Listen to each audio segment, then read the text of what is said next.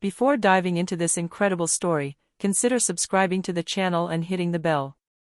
Every story here has something to say, and you won't want to miss a single one. The bell had just rung, signaling the start of advanced placement literature at Lincoln High School. Room 204 was filled with chattering teenagers, some feigning interest in the poem on the board, others already engrossed in their phones. At the center of attention was 16-year-old Tiana Jackson, sitting upright at her desk, a notebook open in front of her. Her eyes shone with intelligence and determination, but this morning, an unusual tension hung in the air. Professor Whitman, a middle-aged man with graying hair, walked over to his desk and glanced at the essays he'd submitted the day before. When he stopped at Tiana's, a mocking smile tugged at his lips. "Tiana," he began, his voice full of condescension. "You call this a serious essay? Really?" Nervous laughter rose in the class, then turned into outright bursts as Whitman began to parody Tiana's style, exaggerating each sentence as if she were telling stories from another world. Tiana's classmates began whispering and filming with their phones, some openly laughing. Tiana stood there, her heart pounding, trying to hold back the tears that threatened to fall. She knew justice wasn't in this classroom, but somewhere far above. What his classmates didn't know was that Marcus Jackson, his father, was a respected general at the Pentagon. A man of discipline and authority, he would not tolerate any injustice done to his family. That morning, when he received an alert from the school administration, he immediately understood the gravity of the situation. His blood boiled. It was time someone put an end to this humiliation. Tiana, sitting in the room, was still unaware that the tide was turning. The laughter would soon die down, and this mocking teacher would discover that his daughter's dignity was not to be trifled with. The bell had barely rung when room 204 was already alive with the whispers and stifled laughter of students. Tiana Jackson sat motionless at her desk, feeling all eyes on her. Her hands gripped her pen as she mentally reread her essay on identity and resilience, a work for which she was proudly responsible. But Mr. Whitman didn't see the pride.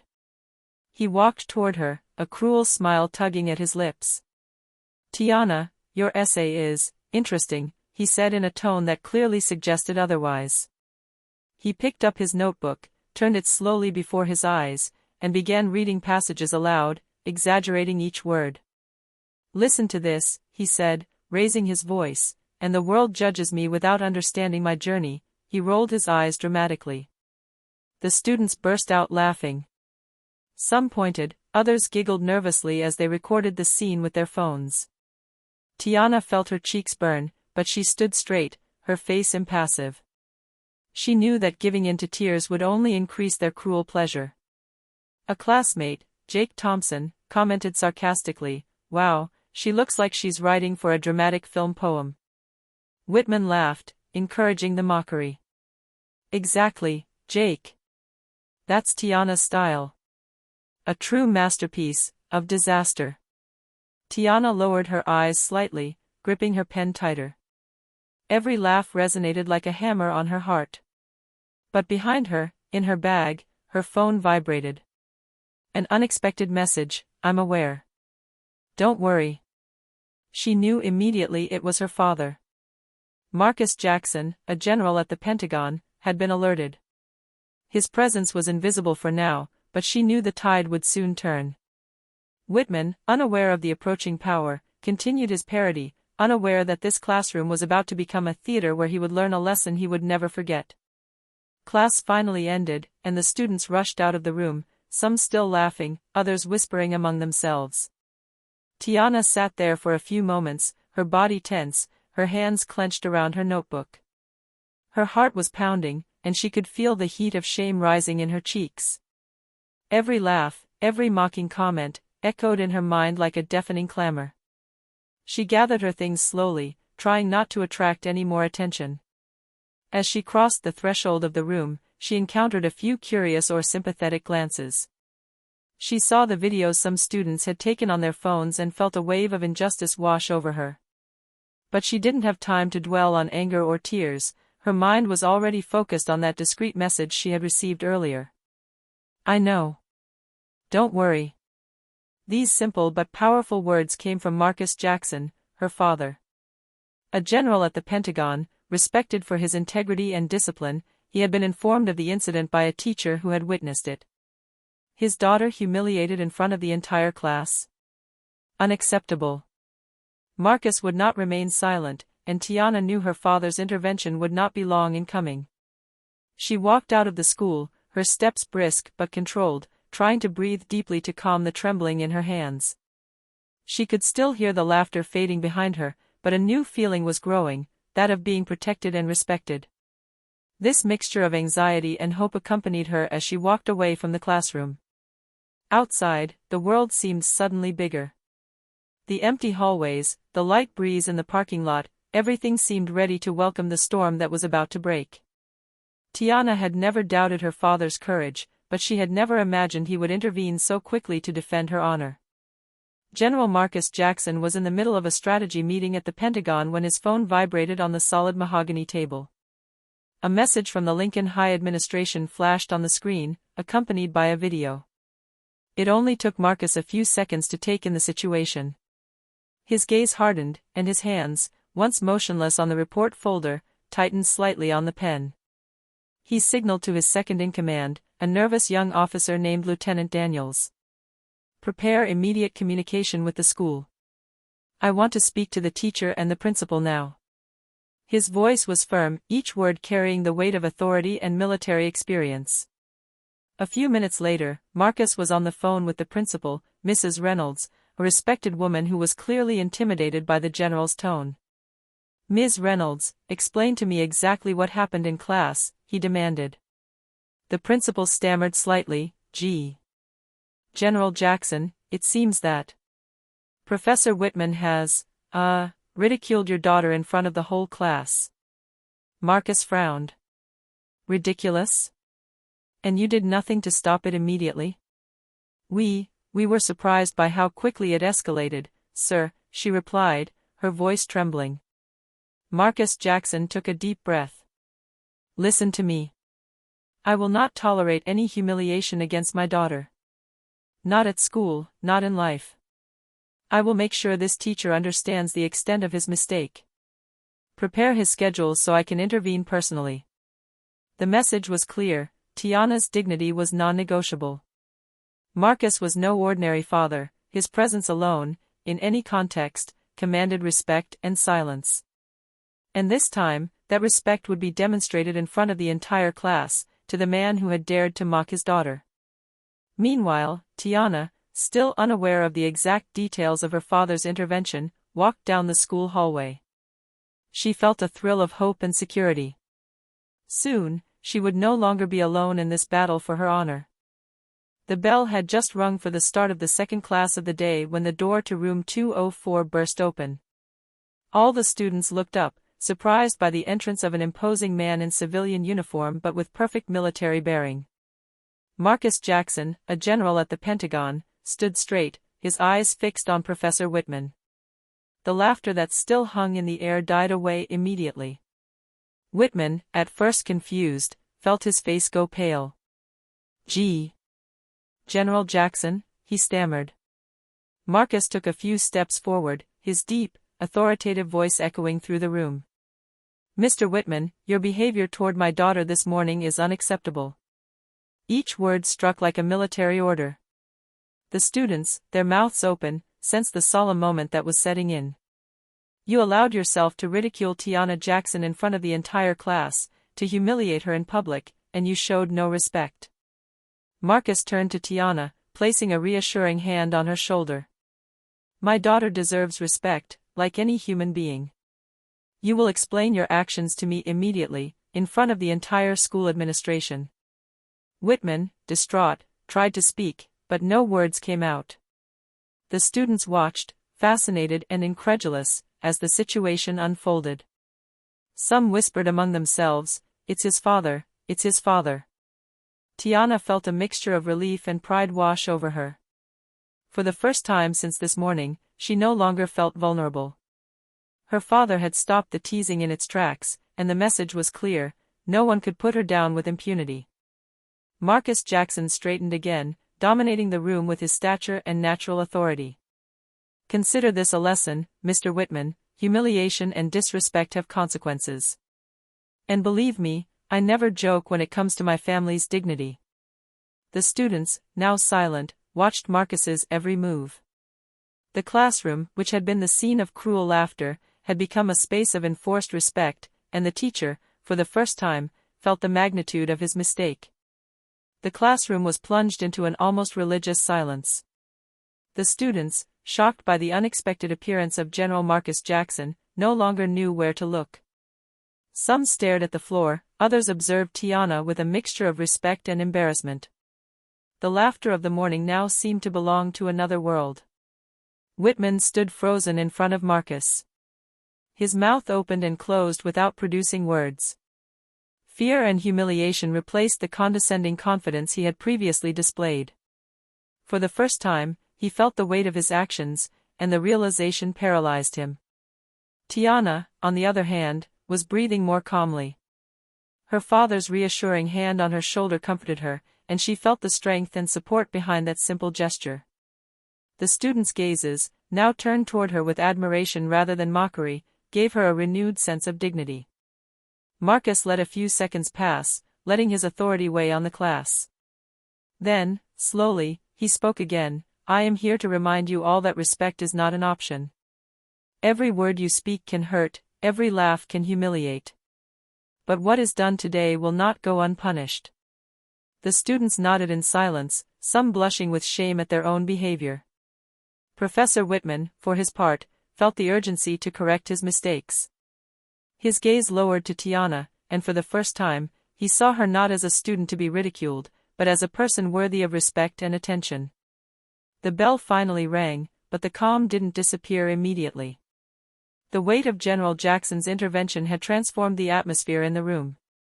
Tiana, her heart still pounding, understood that this moment would mark the end of the humiliation forever and the beginning of a new era of respect and recognition.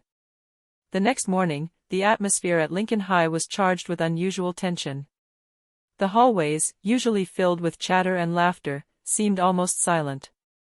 Every student knew that General Marcus Jackson's intervention the day before had not gone unnoticed, and that the consequences for Professor Whitman would be immediate. In the principal's office, Ms. Reynolds, Whitman stood, visibly uncomfortable. General Jackson, still present but this time in strict civilian clothes, stood tall behind the desk, his piercing eyes fixed on the teacher. "Mr. Whitman, your conduct is unacceptable. You will be suspended immediately and undergo mandatory diversity and inclusion training," Marcus declared in a firm, authoritative voice. Whitman tried to protest, stammering out a few words, but Marcus raised his hand. "I won't hear of it. You ridiculed a student in front of the entire class, and you need to understand that such actions have consequences. School should be a place of respect, and you will abide by that." The suspension was officially notified within hours, and administrative staff prepared Whitman's mandatory training. The message was clear: humiliation and disrespect would never be tolerated, especially when directed at students because of their identity or background.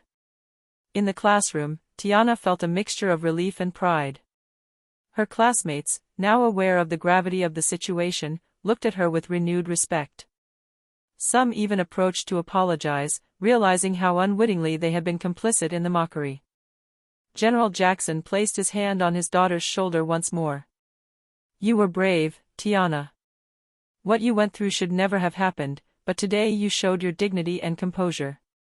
Tiana smiled slightly, grateful and inspired by her father's intervention. For her, it was not only a personal victory, but also a strong signal to the entire school: respect and dignity are non-negotiable, and no one can violate them with impunity. In the following days, Lincoln High changed subtly. The mocking murmurs disappeared, replaced by more attentive and respectful glances toward Tiana. The students who had participated in the morning's laughter gradually understood the significance of their actions and the strength of the dignity she had demonstrated. A few timidly came to apologize. Jake Thompson, the one who had been the most sarcastic, finally approached, his face reddened with embarrassment. "Tiana. I'm sorry for what I said. It wasn't fair." Tiana nodded gently, a small but genuine smile appearing on her lips. "Thank you, Jake. I know it wasn't easy for all of you either, but let's try to treat each other better." Other students did the same. Some, who had only watched and laughed, recognized their silent complicity. A sense of solidarity began to emerge in the class, and gradually, Tiana felt she was no longer alone. Even Whitman, though still embarrassed and under training, began to show signs of change. He now avoided any condescending comments and began to listen to the students more attentively. The shadow of the past humiliation still hung, but the lesson had been learned: respect is not optional. Marcus Jackson, watching the transformation from the sidelines, smiled proudly. His daughter had shown strength and dignity, and the students had learned that every action has consequences.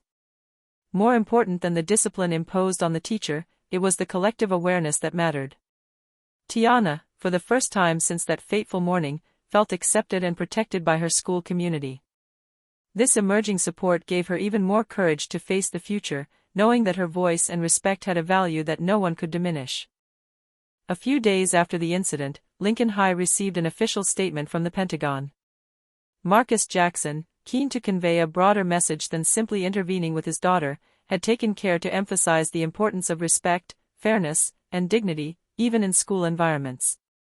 The statement was read aloud at a general assembly. The students, gathered in the gymnasium, listened attentively. "Every person deserves to be treated with respect," the official message stated. "Humiliation, mockery, or discrimination in any form will not be tolerated." What Tiana Jackson experienced should never happen again. Tiana, sitting in the front row with her friends, felt a deep sense of pride. Her father had not only defended her dignity, but had also turned this painful experience into a lesson for the entire school. The students felt empowered, aware that the consequences of their actions could extend beyond the confines of the classroom. Whitman, still reeling from the magnitude of the incident, realized that his actions had had a far greater impact than he could have ever imagined. His humility and willingness to change were becoming evident. He began to listen to his students more attentively and treat each one with respect, understanding that a teacher's role was not to demean, but to elevate. For Tiana, this lesson extended far beyond school.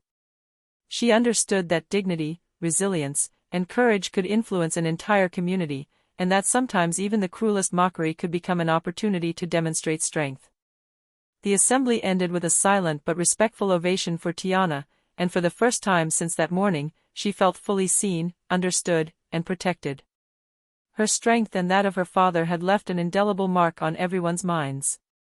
In the following weeks, routine at Lincoln High resumed, but nothing would ever be quite the same again. The students who had participated in or witnessed Tiana's humiliation had changed their attitudes. Mockery had given way to respect and empathy, and a sense of solidarity began to take root in the class. Whitman, meanwhile, tried to redeem himself. Under the administration's supervision, he completed his mandatory diversity and inclusion training. Little by little, he began to treat students with more care and consideration, admitting his mistakes aloud. "I was wrong. I understand now how hurtful my words were." His sincerity wasn't immediate, but it began to rebuild some trust with the class. Tiana, for her part, continued her studies with renewed vigor. She understood that true strength lay not only in her father's intervention, but also in her ability to remain calm and dignified in the face of injustice. Her academic performance improved further, and her classmates began to see her not only as a brilliant student, but as a model of courage and resilience. Even Marcus Jackson was closely following his daughter's progress, proud of how she had transformed a humiliating experience into inner strength. "You have shown that dignity and respect don't depend on others," he told her one evening at home. "They depend on you." Whitman's classroom gradually became a more inclusive space. Discussions were more open, students listened to one another more, and teasing was a thing of the past. The lesson of this experience reverberated far beyond Tiana. It touched all who had witnessed the quiet strength of her dignity. A few months later, Lincoln High seemed transformed. The story of Tiana Jackson and her father's intervention circulated throughout the school district. Students, teachers, and even parents had learned the importance of respect and dignity. What had begun as a public humiliation had evolved into a collective lesson that extended far beyond the classroom. Tiana, now admired for her strength and resilience, was invited to speak at conferences on youth leadership and tolerance. Her words were simple yet powerful: dignity doesn't depend on what others think of you. It depends on how you choose to respond to injustice. Each time she spoke, her story inspired other teenagers to stand up for themselves and others. Marcus Jackson continued to support his daughter, but he knew Tiana had learned far more than he could teach her. Her courage, patience, and calm had transformed a painful situation into a true example of inner strength. The young girl had shown that respect could be earned, not just demanded. Even Professor Whitman, after completing his training and reflecting deeply on his actions, began to teach differently. He strove to be fairer, more attentive, and above all, more humane. His reputation had been damaged, but he had learned the most important lesson: authority exists only when it is exercised with respect and integrity. Throughout the school, Tiana became a symbol. Her classmates understood that dignity and respect are universal values, and that everyone has a responsibility to uphold them. The incident that could have broken her had, instead, lifted her up. And as she walked the halls, her gaze straight and proud, she knew that her legacy would not be limited to her alone. The strength and dignity she had embodied would remain in the minds of those who saw her, transforming a simple classroom into a space where respect and justice finally triumphed.